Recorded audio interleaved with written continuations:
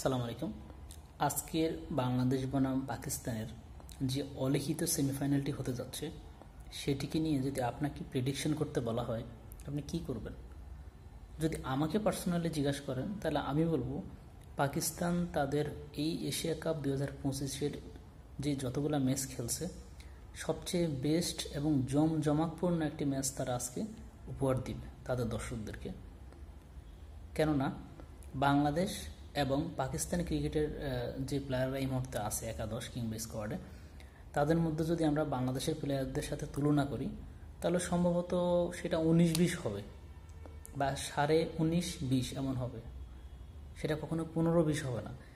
যদি পক্ষান্তরে যদি ভারতের প্লেয়ারদের সাথে তুলনা করি তাহলে সেটা কিন্তু আমরা 15-20 পর্যন্ত আমরা পার্থক্য খুঁজে পাবো।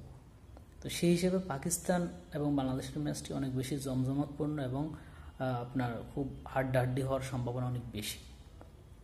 তো আমরা আশা রাখি বাংলাদেশ এই কঠিন একটি ম্যাচকে আসলে শেষ পর্যন্ত জয়লাভ করবে, এটা আমরা আশা রাখি একজন বাংলাদেশি ক্রিকেট ভক্ত বা ক্রিকেট প্রেমী হিসেবে। আর স্কোয়াড বা আমাদের একাদশ নিয়ে যদি বলি, সেখানে হয়তো 1 থেকে 2টি পরিবর্তন হওয়া অনেক উচিত। তার মধ্যে আমরা তানজিম হাসান যে তামিম, তাকে সম্ভবত রিপ্লেস করানো উচিত। সে মানে তার পরিবর্তে আমার মনে হয় লিটন দাস যদি সুস্থ হয় তাহলে সে আসবে। যদিও লিটন দাসকে নিয়েও আমার প্রশ্ন আছে, বাংলাদেশের ক্রিকেটে বলেই সে এতগুলো সুযোগ পাচ্ছে, অন্য কোনো দেশ হলে সে এত সুযোগ কখনোই পাইতো না। তবুও ভারতের সাথে তার 2-1টা ইনিংস ভালো আছে, সেই হিসাবে সে আসবে। আর যেহেতু এমনিতে বাংলাদেশের সে আউট চয়েস, তাহলে সে আসতেছে। আর অন্যদিকে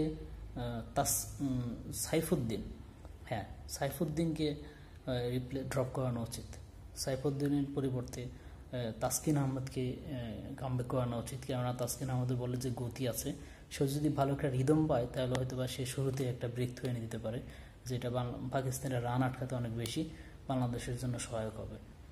তো সব মিলিয়ে আমরা আশা রাখি বাংলাদেশ এই ম্যাচটি ভালো করবে এবং জয়লাভ করবে এবং ফাইনালও যাবে। তো সবাই ভালো থাকবেন। এতক্ষণ সাথে থাকার জন্য ধন্যবাদ। আসসালামু আলাইকুম।